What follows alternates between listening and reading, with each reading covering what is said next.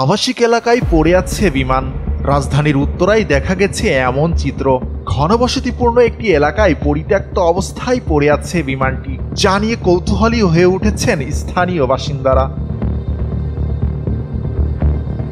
আশেপাশে বহুতল ভবন, আর এরই পাশেই টিন ও দেওয়ালে ঘেরা প্লটে পড়ে আছে বিমানটি। রক্ষণাবেক্ষণের অভাবে নষ্ট হচ্ছে রোদ বৃষ্টিতে। সরজমিনে গিয়ে দেখা যায় বিমানের দুটি ডানাই ভাঙা, যেগুলো পড়ে আছে দেওয়ালের পাশে।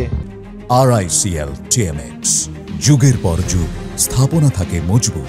আর এর পেছনের অংশটুকু পড়ে আছে অপর পাশে। অনেক মানুষ আসে অচেনা অপরিচিত যে একটা বিমান পড়ছে আমরা দেখব, এরকম একটা নিয়ে আসে। তবে হয়তো বা অনেকে দেখতে পারে, অনেকে দেখতে পারে না, কারণ আসে সামনে যেহেতু আছে। এখানে রাখা হয়েছে আপাতত, বিমানটা হচ্ছে আপনার যেহেতু একটা অ্যাক্সিডেন্ট হয়েছে, এখন আপাতত এখানে রাখা হয়েছে।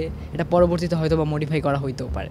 জনমনে প্রশ্ন, এত বড় বিমানটি কিভাবে প্রাচীরের মধ্যে ঢুকলো? সেখানে কোনো দায়িত্বশীল কর্তৃপক্ষ না থাকায় প্রশ্নের উত্তর পাওয়ার সুযোগ নেই।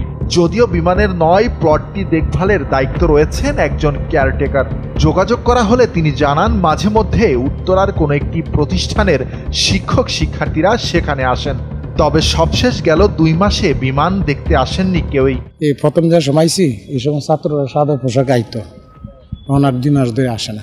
বিকাল হইলে আবার যা বিরক্ত করে, রাতে 3টার থেকে ধরিয়া সারাক্ষণই আমার বিরক্ত করে। কালকে এক বাঙ্গারে 2টা অংশ করছিল, পরে আমি আটক করে খালা সরকারের কাছে জমা দিয়ে দিছি।